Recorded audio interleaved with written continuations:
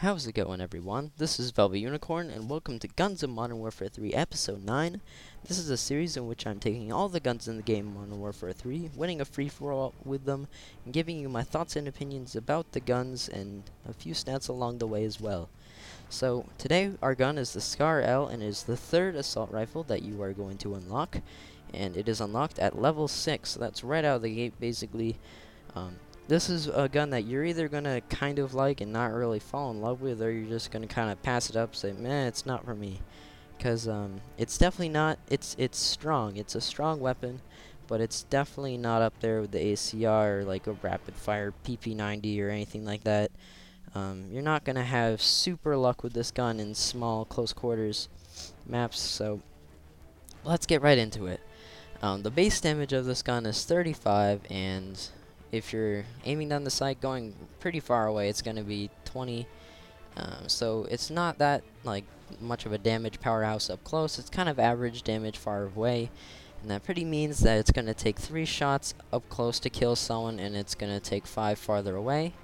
Now, the fire rate is 750 rounds per minute, which again is fairly average for the assault rifles, and it has a standard magazine size of 30 rounds, and if you put extended mags on it, it goes all the way up to 45, which is more than generous. It's more than enough for taking many people out at once, maybe even as many as 3 or 4 with one clip. So, extended mags could be very valuable. Now, one of the things that I noticed that sets this gun away from the rest of them is the iron sights. In my opinion, the iron sights are what make this gun the gun it is, because they're very unobtrusive, or they don't get in your way that much, and they're easy to look through. It's very obvious where your bullets are going to go, because it has that little line up the middle, and I think there's some of the best iron sights in this game. This guy keeps like coming out of nowhere with his tack insert, and I got kind of confused and taken from behind. Anyway, back to relevant topics. This gun is a bit of a toss-up as far as attachments go, and the reason I say that is because, like many of the other guns, it doesn't really need anything to be better. Now, like, since the iron sights are good, that basically rules out any opticals, unless you really like them. Maybe you want to slap on an ACOG, get that little bit of extra range, maybe. But really, you don't need any optics unless you're going to be doing long-range stuff. So that pretty much rules out that whole category. No one likes noob tubes or skill cannons or pro pipes, whatever you want to call them.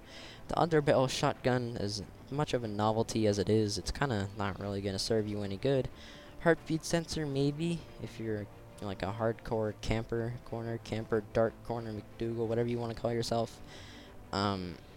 So that's kind of maybe not necessary. It might be helpful sometimes in like a map like Seatown, where there's all those buildings people like to camp in, knowing that there are going to be people upstairs possibly, unless they're like a hardcore camper and they like to use assassin, which most of them do. So the attachments is really a toss-up. I generally go with extended mags, because you can't really go wrong with extended mags. Just having the ability to take out like 2 or 3 people if you need to is very helpful with this gun, as it isn't exactly a powerhouse, as I said, with the fire rate and the damage per bullet. It's not really going to give you that many like 3-shot kills. It's going to be generally 4, and if you miss, it's going to take more. So generally speaking, on my assault rifles, I do enjoy to use focus. That is what I think is I find that to be the most valuable perk for this weapon, because you don't need kick. It has very little recoil, so that's kind of not needed at all. Impact, that could help you on some maps. Impact is, I think, one of the only other ones that I could see being very valuable.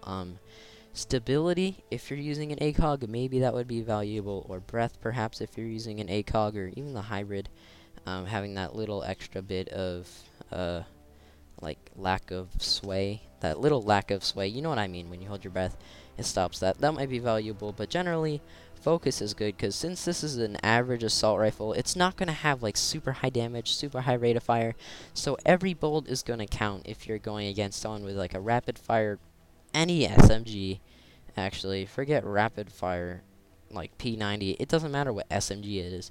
You're pretty much outclassed no matter what, up close with this gun. So having focus is really gonna, up your chances of getting those people with SMGs up close, since you're gonna be more on target, and accuracy is key with these kind of weapons with not a super high fire rate, as like the more it's gonna make it a lot faster to kill them, and it makes up for that lack of fire rate. So I hope you guys have enjoyed. This is a very good gun overall. I do recommend it. It's very good for beginning players as well. It's very predictable, stable. It doesn't have too much recoil. It's very usable. So I hope you guys have enjoyed. If you have, if you could please leave a like rating, that would mean a lot. I believe the next gun is going to be the CM901, so look forward to that, and I'll see you guys later. Goodbye.